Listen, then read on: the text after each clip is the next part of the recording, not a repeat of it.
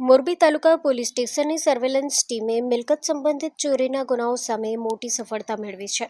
બે અલગ અલગ કારખાનામાંથી થયેલા અનડિટેક્ટ કોપર વાયર ચોરીના ગુનાઓને ડિટેક્ટ કરી પોલીસે 4 આરોપીઓને ઝડપી પાડ્યા છે અને લાખો રૂપિયાનો મુદ્દામાલ કબજે કર્યો છે. ટેકનિકલ માધ્યમ અને હ્યુમન સોર્સની મદદથી મળેલી બાતમીના આધારે પોલીસે મોરબી જેતપર રોડ પર સંટોન સિરામિક કારખાનાની સામે શ્રી કેર માતા સ્ક્રેપ પાસે દરોડા પાડી આરોપીઓને ચોરીના મુદ્દામાલ સાથે ઝડપી પાડ્યા હતા. પકડાયેલા આરોપીઓમાં એઝાઝ ઉર્ફે માથારો અબ્દુલભાઈ આરબ, દીપક ઉર્ફે આયુષ મંગીલાલ દેવડા, કિશનગીરી કૈલાસગીરી ગોસ્વામી અને ધરમચંદ લાદુલાલ ગુર્જરનો સમાવેશ થાય છે.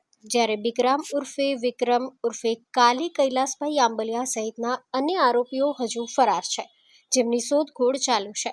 પોલીસે આરોપીઓ પાસેથી આશરે 198 કિલો પ્લાસ્ટિક કવરવાળો કોપર વાયર, 123 કિલો શુદ્ધ કોપર વાયર, એક સ્પ્લેન્ડર મોટરસાયકલ અને એક ઓટો રિક્ષા સહિતનો કુલ 3,11,600નો મુદ્દામાલ કબજે કર્યો છે. Story report by Himanshu Solanki, Morbi.